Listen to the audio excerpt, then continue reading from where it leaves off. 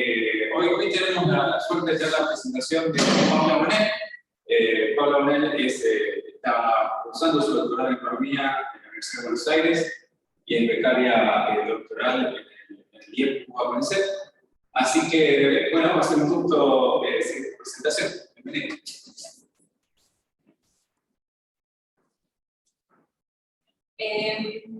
El trabajo, en realidad es un trabajo muy en proceso que les quiero mostrar. Un poco se llama indicadores de sorpresas macroeconómicas e indicadores de incertidumbre para América Latina. Y es parte de lo que sería el último capítulo de la última parte de la tesis doctoral y que vengo trabajando con ayuda de Daniel, que es mi director de tesis en el doctorado.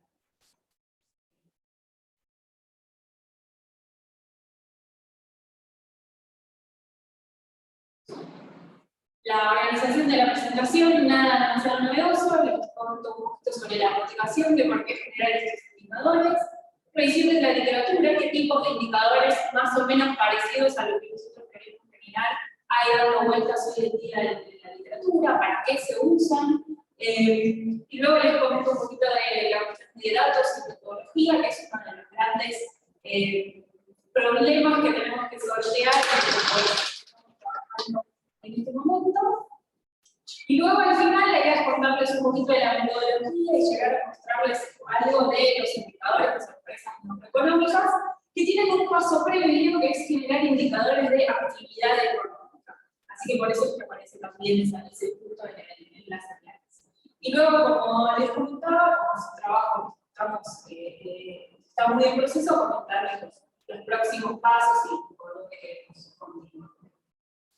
Entonces, la motivación más general o el interés de por qué generar estos indicadores, en parte tiene que ver con que tratar de llegar a poder construir medidas parsimoniosas acerca de la incertidumbre económica es algo que ha sido de gran interés en los últimos años. Si uno mira la literatura a partir del 2008-2009 en adelante, hay muchos trabajos que han tratado de generar estos indicadores que buscan eso, consumir información de algo que a priori no es del todo medible, es fácil de medir. Y más adelante les voy a contar un poquito de cuáles fueron las distintas alternativas que la literatura encontró para llegar a medir esto que es la incertidumbre económica. Y luego lo interesante es que esos indicadores han demostrado ser útiles para distintos ejercicios, distintos trabajos empíricos. Esencialmente, uno lo que pensaría es que en una economía más incierta cambian algunos comportamientos, por ejemplo, para reacción al riesgo se consume menos, se invierte menos, eso puede traer, por ejemplo, caídas en el nivel de actividad, en la producción. Entonces, estos trabajos han tratado de analizar empíricamente estas relaciones, cómo impactan movimientos en esos indicadores en otras variables macroeconómicas. Hay muchos trabajos, está el de Bloom, el de Baker Davis, el de Bachman y demás, que han documentado estas relaciones, como por ejemplo aumentos en los indicadores de incertidumbre que están relacionados a reducciones significativas en la producción, en la actividad, en la inversión, etc. Luego, esos trabajos exploran, por ejemplo, cuestiones de cómo esas relaciones se dan en el corto plazo versus el largo plazo, la persistencia, y demás, hay muchos trabajos interesantes en esto. De hecho, de forma reciente, estos indicadores han sido utilizados para tratar de aprender qué es lo que, tratar de, por ejemplo, ajustar pronósticos sobre qué era lo que estaba pasando con la actividad durante la crisis del COVID-19, también han demostrado ser de gran utilidad. Y no solo en el sector real de la economía, sino que también han demostrado ser de utilidad para analizar fenómenos del sector financiero, donde, por ejemplo, SCOTI analiza los movimientos de indicadores de sorpresas macroeconómicas y cómo esos movimientos afectan el precio del activo financiero, los retornos del tipo de cambio. Y, por ejemplo, Daniel ha estudiado algo de indicadores de incertidumbre y cómo ayudan a anticipar la volatilidad futura de mercados financieros. Entonces, hay diversos trabajos que muestran no solo la utilidad de crear los indicadores, sino también en cómo usarlos después y qué información pueden dar una vez que son construidos. Entonces, el objetivo general de la presentación ejercicio que tienen por objetivo generar estos indicadores de sorpresas macroeconómicas e incertidumbres para el grupo de países. Entonces, como les comentaba, el gran problema es que la incertidumbre económica es algo que no se observa. Entonces, existen diversas metodologías utilizadas para aproximarnos al problema de la medición.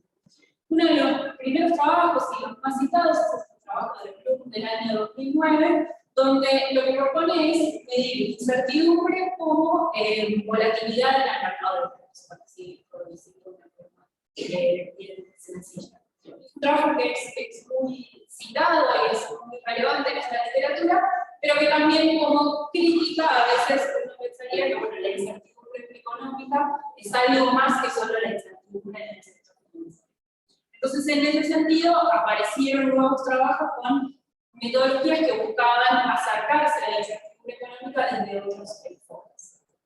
Uno de ellos tiene que ver con analizar la información que nos dan los pronósticos de profesionales o de los consumidores, los pronósticos de entonces, ahí una primera alternativa fue pensar en que una economía más incierta es una economía donde las personas están menos de acuerdo en lo que va a pasar.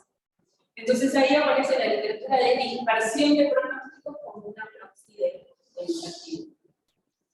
Y luego también, y un poco cercano al vecindario de estos trabajos, otra pregunta relevante es, bueno, no necesariamente la incertidumbre es la dispersión en las expectativas, sino cuál es la parte de la evolución de la economía que no podemos pronosticar. Entonces acá la parte que nos interesa es los errores de pronóstico.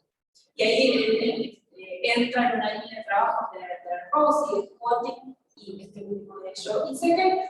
Y esta línea de trabajo es la que nosotros vamos a tomar como referencia para lo que estamos construyendo.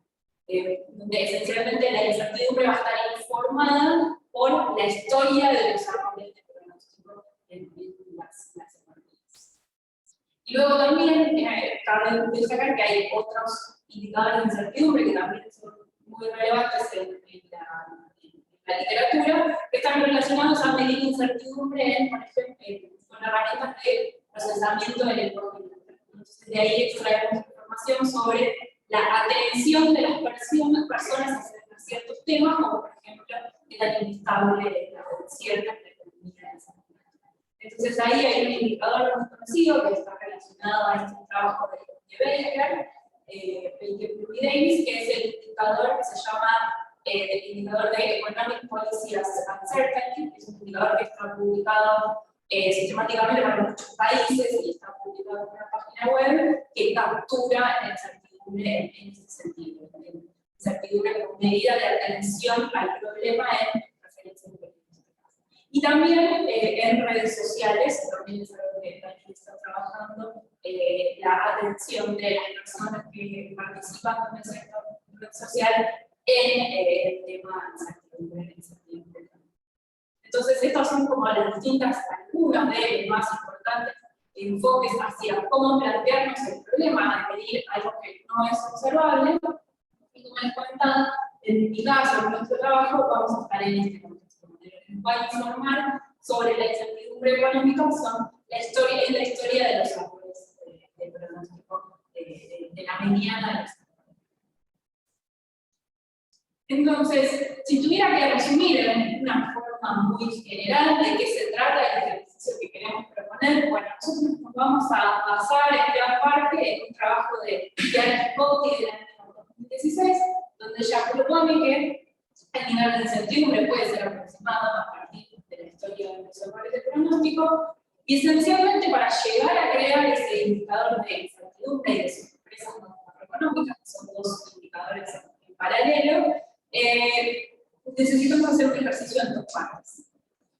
La primera parte es emplear un modelo de factores dinámicos para estimar índices de actividad mensuales para esos países, para los países de la selección. Por ejemplo, un indicador mensual de actividad para Chile.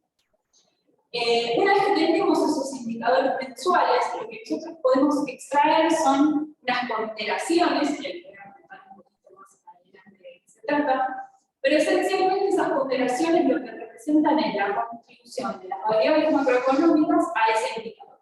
Entonces, por ejemplo, ¿cuánto de el indicador de actividad del mes pasado está explicado por el desempleo de ese mes, el desempleo unos meses antes, o, por ejemplo, la situación argentina del EMAE? ¿Qué variable, cada variable económica, en cada momento del tiempo, cuánto aportan a explicar el factor que sería el índice de actividad en un momento? Esas son las ponderaciones que gran parte del trabajo de calcular. Y una vez que tenemos esas ponderaciones, nosotros lo que hacemos es utilizarlas para promediar las sorpresas económicas. Las sorpresas básicamente a los errores económicos. Entonces lo que hacemos es ponderar cada sorpresa económica por las ponderaciones que calculamos. Entonces una ponderación va a ser más relevante, la ponderación de una sorpresa económica va a ser más relevante cuando la sorpresa sobre la variable económica explique en una mayor parte del índice de actividad. Entonces, sí, por ejemplo, el EMAE explica gran parte del indicador de actividad de ese mes, la noticia sobre el EMAE va a tener un impacto más grande sobre el indicador de sorpresas. Entonces, eso es lo que usamos, esas ponderaciones, entonces, las usamos para calcular los índices de sorpresas. Entonces, en gran parte son las dos partes que implican en términos de la literatura en sí mismo, generar indicadores de actividad que capturen el ciclo económico, ya es un ejercicio en sí mismo, ¿no? Entonces, por ejemplo, aparecen algunos trabajos como el de Nomura y el de Alport que desarrollan la mejor forma de llegar a calcular esos indicadores de actividad económica o del ciclo económico. En esos trabajos, en general, el modelo que se usa para llegar a la creación de esos indicadores son los modelos factoriales dinámicos, que surgen de trabajos de Pambura y Tocuno, y Pambura de Giannone y Reitling, que esencialmente lo que hicieron fue desarrollar modelos factoriales dinámicos lo suficientemente flexibles como para poder lidiar con algunas observaciones flotantes, con modelos que trabajan con datos de frecuencia mensual y trimestral, y poder combinarlos. También son suficientemente flexibles para modelar los errores del modelo, los distintos supuestos y demás. Y es esencialmente la literatura más reciente de modelos de factores. Y esencialmente uno de los ajustes más importantes que necesitamos nosotros es el de poder incorporar datos de frecuencia mixta, mensual y trimestral, y esto está en línea con el trabajo de Mariana Kurosawa, que es el trabajo que propone el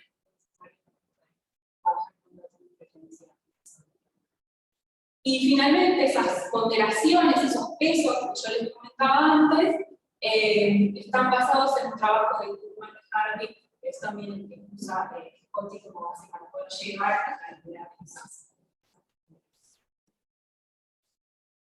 Entonces, como les comentaba, estamos actualmente trabajando en esto y uno de los grandes problemas que nos estamos encontrando es que para generar estos indicadores macroeconómicos yo necesito en paralelo dos tipos de información. Los datos observados, ¿no? El dato del desempleo, el dato del EMAE, y paralelamente los pronósticos relacionados a las variables.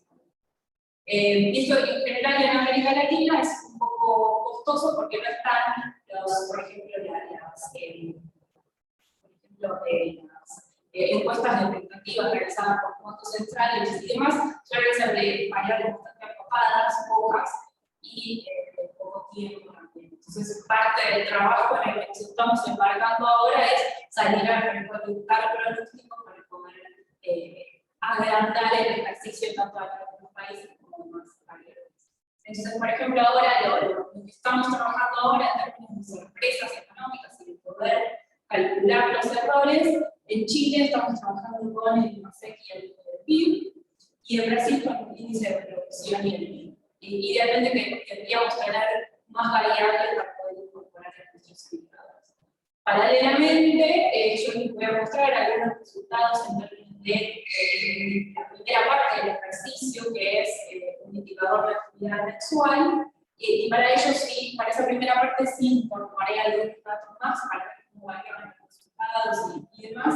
Bueno, en ese caso todavía, entonces, como en general contamos con más información de los datos observados y la dificultad más grande está en entonces, construir las bases relacionadas a la historia de la enfermedad.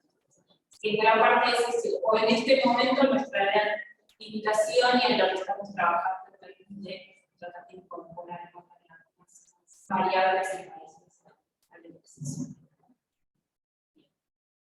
Entonces, ¿qué forma tiene el modelo que nosotros construimos? En la primera parte, como les comentaba, entonces es tratar de generar estos indicadores de actividad económica. En nuestro modelo, el indicador de actividad económica ¿no? Es el factor de actividad real subyacente, o el factor que explica parte de la variabilidad de las otras variables macroeconómicas observables. Y nosotros lo que interpretamos es que ese factor, que no es observable en sí mismo, nos podemos acercar a su estimación de dos formas. Una es la primera, que es lo que se llama el proceso de transición del modelo de factores, donde lo que entiende este modelo es que el valor del factor hoy está influido por el valor del factor en el periodo pasado. Y luego también tiene un término de error. Pero también ese factor, en parte, explica la variabilidad de las distintas variables macroeconómicas. Entonces, aparece como como en la segunda ecuación, lo que se llama modelo dinámicos de factores, ecuación de medición. Esta ecuación lo que me dice es que las variables observables y su T, ¿no? Su T es un vector de variables de frecuencia mensual o trimestral, son explicadas en parte por este factor no observable y en parte por un epsilon sub T, que es un componente idiosincrático. Entonces, la idea de estos modelos dinámicos de factores es que cada variable macroeconómica es explicada en parte por el factor subyacente, el factor índice de actividad, y en parte por un componente idiosincrático propio de esta variable. Ese componente idiosincrático, que es el epsilon sub T, nosotros lo modelamos como un 1. Y luego, respecto a los errores de la ecuación de transición, de la última ecuación, que son U sub T y sub T, suponemos que se distribuyen de forma normal. Entonces, a fin de cuentas, el ejercicio de generar los indicadores de actividad económica no es otra cosa que estimar todo este conjunto de parámetros resumidos en el son los parámetros. Son los parámetros del modelo. Para iniciar la estimación de estos parámetros, inicialmente los parámetros iniciales se obtienen a través de componentes principales. Luego, la estimación de esos parámetros se mejora, se corrige, podríamos decir, utilizando el algoritmo de expectation maximization, que es propuesto por este trabajo de particular y modelo. Entonces, con eso, nosotros lo que tenemos son los factores estimados. Factores que estima el modelo. Eso sería como la señal que viene del modelo. Y luego esos factores no observables son corregidos o mejorados aplicando el filtro de Kalman secuencialmente. Un poco la idea de eso es que incorporamos no solo la señal del modelo, sino lo que aprendemos de las variables observables. Y de esa forma tenemos los factores estimados que en esta literatura se llaman factores estimados filtrados, donde aportan la información tanto los parámetros del modelo con el filtro de Kalman.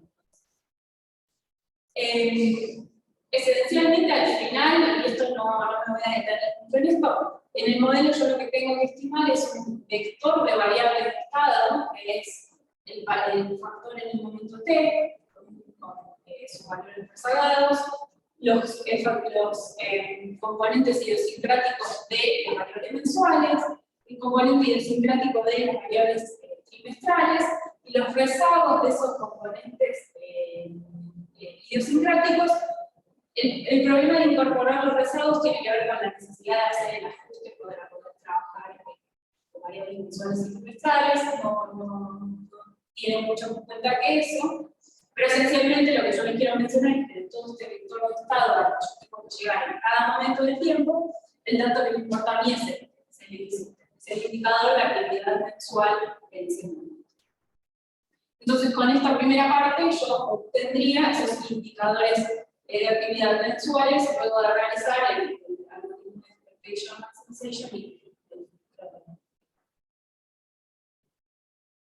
entonces, luego, como les comentaba, una vez que ya tenemos esos vectores de estados, ya aplicamos el filtro de Kalman y demás, lo que queremos obtener son esas famosas ponderaciones. Y lo que yo les comentaba era que esencialmente las ponderaciones lo que hacen es permitirnos calcular el factor no observable en el momento t, teniendo en cuenta que observamos información hasta ese momento t y no más hacia adelante. Y dado este algoritmo de Koopman-Harvey, lo que nos permite es reexpresar este factor como una ponderación de todas las variables que observamos, multiplicadas cada una por su ponderación correspondiente que sale de cada una. Entonces nosotros podemos calcular la contribución de cada variable y, y en el pronóstico del factor X en el momento. Este historial de pesos se calcula en tiempo real para cualquier T en base a la información disponible hasta ese momento, ¿no? Es una representación pseudo real. Yo solo incorporo información hasta el momento en el que estoy evaluando. Entonces, esencialmente, estas ponderaciones son las que yo quiero construir para luego pasar a generar los indicadores de sorpresa. Entonces, acá viene la tercera parte del ejercicio, donde yo me quedo con estas ponderaciones que me permitían reconstruir el factor no observable, pero lo que hago es utilizarlas para construir el indicador de sorpresa. Entonces, esas mismas ponderaciones se usan para combinar las sorpresas, las sorpresas son los errores del pronóstico, estandarizados, de manera que el índice de sorpresa ES en el momento T tenga esta forma. Entonces, a cada sorpresa la multiplico por su ponderación, por su peso correspondiente. Donde cada sorpresa es en sí misma la diferencia entre las variables realizadas y la mediana de las expectativas estandarizadas. Y entonces, de esta forma podemos reconstruir el indicador de sorpresas macroeconómicas en un momento, en el tiempo, basándonos en este algoritmo de Koopman-Harvey que nos permite calcular este nicho que estamos hablando. Entonces, esta forma de cálculo es el indicador de sorpresas macroeconómicas. Y una adaptación de este ejercicio donde había enviado, la lectura es que valores positivos del indicador lo que implican es que los pronosticadores estaban siendo relativamente pesimistas, porque luego la realización fue mayor a lo que ellos esperaban. Mientras que un indicador, un dato negativo de este resultado, lo que nos muestra es que los pronosticadores estaban siendo optimistas, porque el resultado terminó siendo menor a lo que efectivamente se vio realizado en el tiempo. Y entonces, el segundo indicador, como yo les comentaba, estamos construyendo dos indicadores. El segundo indicador es el indicador de incertidumbre, donde volvemos a tomar estos pesos, estas ponderaciones que yo comentaba antes. La diferencia es que las sorpresas las multiplicamos al cuadrado, para tratar de capturar los movimientos más bruscos y darle más preponderancia a las sorpresas. Y luego realizamos la raíz cuadrada. En esta primera versión, lo que les voy a mostrar ahora más adelante, los indicadores los vamos a calcular también mensualmente. Pero idealmente, cuando nosotros sumemos más variables, en este problema que yo les comentaba de la necesidad de agrandar la base de datos, el objetivo es lograr indicadores diarios que se actualicen cada vez que hay nueva información disponible. Es decir, cada vez que se publica algún dato nuevo. Si no hubiera datos nuevos, el índice sería igual a su valor anterior. Y en términos de cuáles son los pronósticos que nosotros usamos para construir las sorpresas, nosotros seleccionamos siempre el indicador más cercano a la fecha de publicación, el pronóstico más cercano a la fecha de final de publicación del dato. ¿Por qué? Porque lo que nosotros queremos capturar es la incertidumbre o los errores del pronóstico de ese momento del tiempo. Capturen de mejor forma la incertidumbre en un momento del tiempo. Por eso usamos siempre los indicadores, los pronósticos, perdón, los últimos pronósticos publicados. Los más cercanos a luego que se revele la noticia de cuál fue el valor de, por ejemplo. De esa forma, tratamos de capturar la incertidumbre en un momento específico del tiempo. Entonces, de esta forma, generamos los indicadores de incertidumbre. Entonces, acá les muestro un poquito, esta es la primera etapa del ejercicio, donde tenemos el indicador mensual de actividad, por ejemplo, para Brasil, entre el 2002 y el 2019. En cero están marcados los valores en cero, la línea puntada, perdón, representa el cero. Claramente se observa, por ejemplo, en 2018 una caída y también una etapa de valores negativos más cerca del 2010. Este indicador está construido con más variables, además del PIB y el indicador de producción, también incorpora datos de empleo, de ventas de los mayoristas y de otras variables.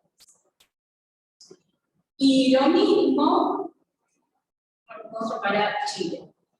Para Chile el periodo es un poco más extenso, va del año 1998 al 2019.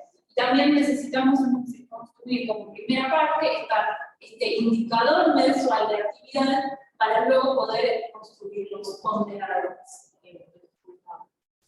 Acá hay algunos eventos notables en el 99, de grandes caídas, y también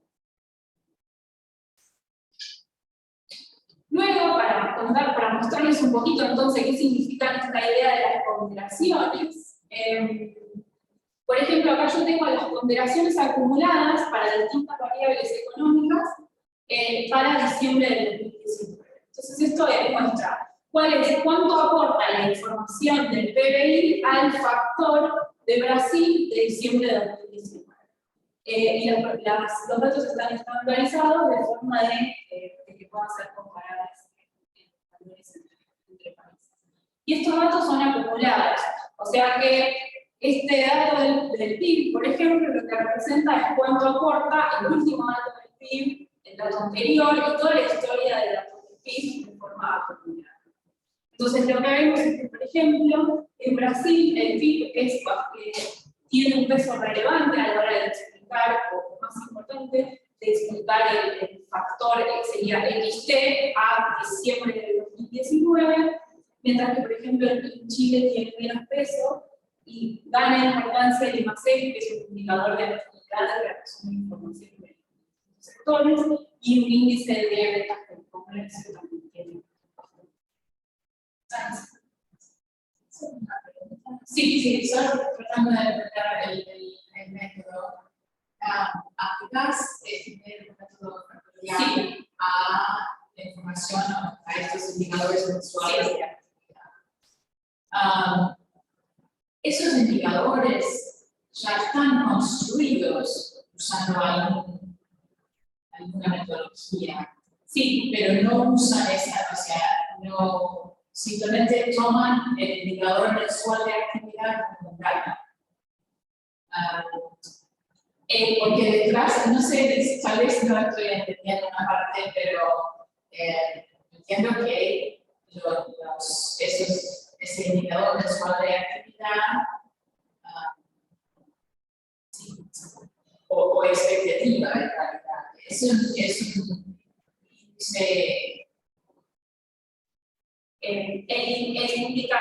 Este dato posiblemente es como un indicador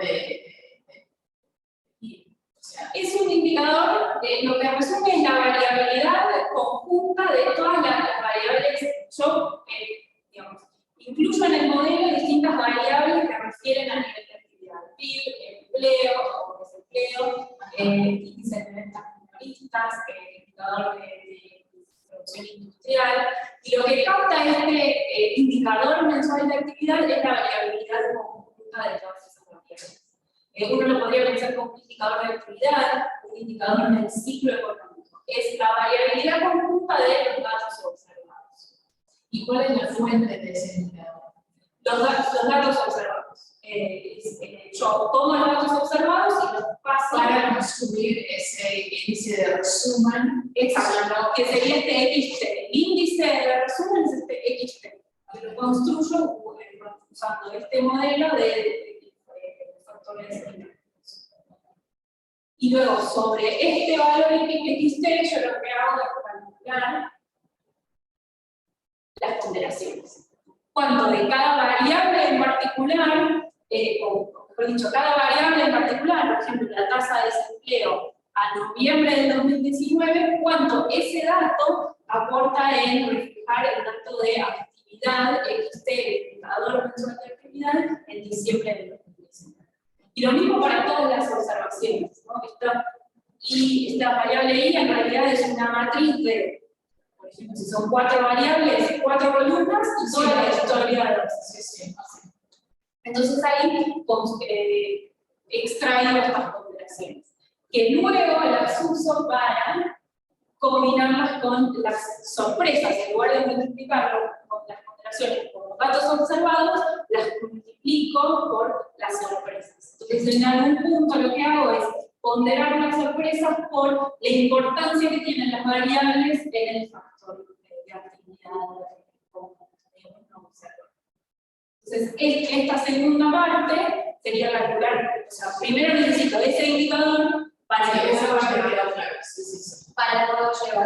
a la de eso. Entonces, de alguna forma, esta tabla lo que busca es resumir un poquito qué significan esas ponderaciones. Acá lo que estoy haciendo es resumir para cada variable, sumarla a lo largo de todas las observaciones que yo cuento. Y estos son los datos que tengo, las ponderaciones acumuladas a lo largo de cada variable, las ponderaciones para cada variable acumuladas a lo largo de todos los periodos, desde t igual 0 hasta t igual 2 de diciembre del 2020. Entonces, lo que uno observa es que depende del país, las distintas variables tienen más peso. Sí. Yo justo cuando vi esa tabla tenía una pregunta, pero voy a un poco para complementar tu respuesta. Entonces uno lo piensa, el punto de partida es como que la realidad, nosotros no observamos la realidad tal cual es, sino que hay un montón de señales distintas. Y en énfasis que se hace computar, agregar esas señales en tiempo real. Entonces estos modelos en tiempo real tratan de estimar dónde está la economía sumando esas diversas fuentes de información. Y mi pregunta tiene que ver con esta tabla, porque a veces el peso que le asignamos a una variable u otra va cambiando de momento a momento. Sí, claro. Entonces, por ejemplo, no sé si el hecho de que el PIB pese 0.18 en Brasil y 1% en Chile tiene que ver con el tiempo en el cual se publican los datos económicos. Sí, digamos, en realidad, en este caso, por ejemplo, como yo estoy en diciembre se publican datos nuevos del PIB. Entonces, es bastante probable que si yo calculo, si yo calculo estas mismas tablas para un periodo donde no hay un dato nuevo de PIB, para Brasil este peso cae. Para Chile, por ejemplo, a pesar de ser un mes donde se publicó el PIB, hay otras variables que están capturando más esas distintas señales. Hay señales que para el modelo le aportan más a llegar a calcular ese indicador que mencionó Daniel, que el PIB, a pesar de ser. Y más es una especie de, es un indicador de actividad de Chile. Una especie de MAE, el MASEC resume información de distintos indicadores. Indicador de comercio, de producción industrial, de industria minera, por ejemplo. Y el MASEC es un indicador de actividad mensual que resume información de distintos sectores para Chile en particular. Como uno hace el MAE en Argentina, en Chile se publica. Perdón, ¿no? Por ejemplo, el dato del PIB en diciembre vos te enteraste del dato del PIB que también es septiembre. O sea, vos te estás enterando en diciembre un dato que tiene en promedio de como 4 meses de vida. Y Argentina es un mes más tarde de todo esto, ¿no? 4 meses después. Sí, sí, claro. Porque nosotros siempre, si yo estoy parada, por ejemplo, hoy, si ya en noviembre, a principios de noviembre, el último dato del PIB de Chile, por ejemplo, era el segundo trimestre del año. Mientras que a fin de mes se publica el tercer trimestre, entonces yo puedo incorporar ese dato. En ese momento incorporo ese dato al indicador de actividad, de forma tal de que después también lo puedo incorporar de la sorpresa relacionada a ese dato. Sí, correcto. Luego, entonces, por ejemplo, y acá es donde estamos trabajando, entonces el caso que tengo para mostrarles es el indicador de sorpresas macroeconómicas de Chile. Entonces, este indicador ya es el que combina la información de los pesos con las sorpresas, donde valores arriba de 0 indicaban cierto pesimismo en ese momento, indicando que los datos terminaron siendo mayores a la última mediana del pronóstico publicado para ese periodo, mientras que los datos debajo del 0 indican cierto optimismo. Un poco contradictivo, pero indican cierto pesimismo ex post, en tanto cierto optimismo ex post, en tanto se reveló el dato y terminó siendo un dato menor al que yo esperaba, sobre este datos. Y bueno, de esta forma, podríamos reconstruir, acá traje para mostrarles el dato de Chile. Este dato es mensual, o sea, yo lo estimé de forma mensual, idealmente querríamos incorporar las variables para llegar al indicador. Se pueda recalcular muchas veces en el mes, cada vez que yo tengo una noticia nueva. Si yo incorporo muchas variables en el modelo, entonces, por ejemplo, cuando se publica el dato de empleo, puedo incorporar la sorpresa que hubo en el empleo, cuando se publica el dato de IEMAE, incorporo esa sorpresa y puedo reajustar el índice muchas veces durante el mes. Y bueno, esto es hasta lo que llegamos a construir hasta ahora. Yo sé que estamos trabajando mucho en la metodología y bueno, ahora estamos trabajando en tratar de sumarle más datos y extender el ejercicio. Así que bueno, por supuesto, eso es todo. Ha sido aburrido y más adelante traer más resultados.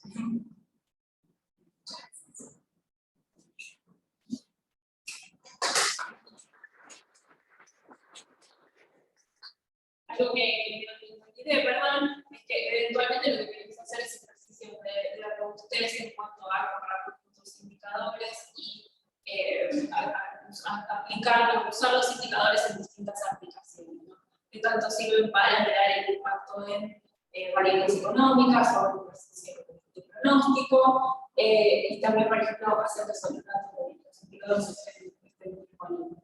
Pero por lo tanto, todos estos objetos encontrar más datos. Respecto al reporte en el cual que estás reproduciendo, Sí. miraba, por ejemplo, lo que pasaba con el tipo de cambio, ¿no? Antes de llegar a la sorpresa macro. Sí. Y también miraba otros activos financieros, miraba bonos. Tipo de cambio, ¿no? Lo que miraba. Sí. En otros trabajos hay además de otros activos. O tiene un ejercicio de tipo de cambio y un ejercicio de otras variables macroeconómicas que son más de ciclo económico. Sí. En el último gráfico puedes identificar algunos eventos sorpresa o alguna información no esperada que puede haber generado esas pronósticos demasiado optimistas o pesimistas. O sea, veo un movimiento. Bueno, acá claramente hay. Sí, acá claramente en la crisis del 2008 hay un periodo que hay varios puntos en el tiempo que caen por debajo del 0, indicando que los pronosticadores estaban siendo relativamente optimistas a lo que estaba pasando en ese momento.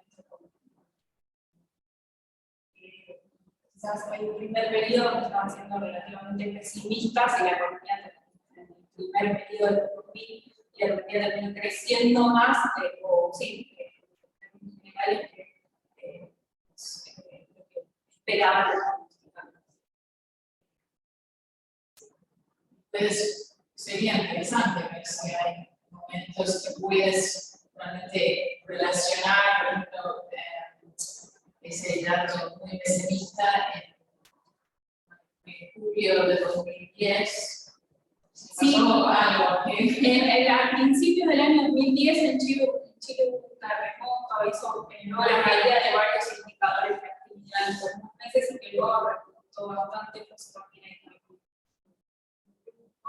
y después hacia el 2019, entonces el final de la muestra, hay que seguir trabajando más, pero también hay un montón de las movilizaciones que también generaron grandes movimientos en los indicadores de actividad y por eso también se hace un poco feo entonces, sí, claramente hay parte del trabajo que viene a explorar qué es lo que explica, que de todas esas incertidumbres que hay dando vueltas en la literatura, como podría pensar, buscando mejor indicador relacionándolo a distintos eventos, tratar de entender un poco lo que es contar.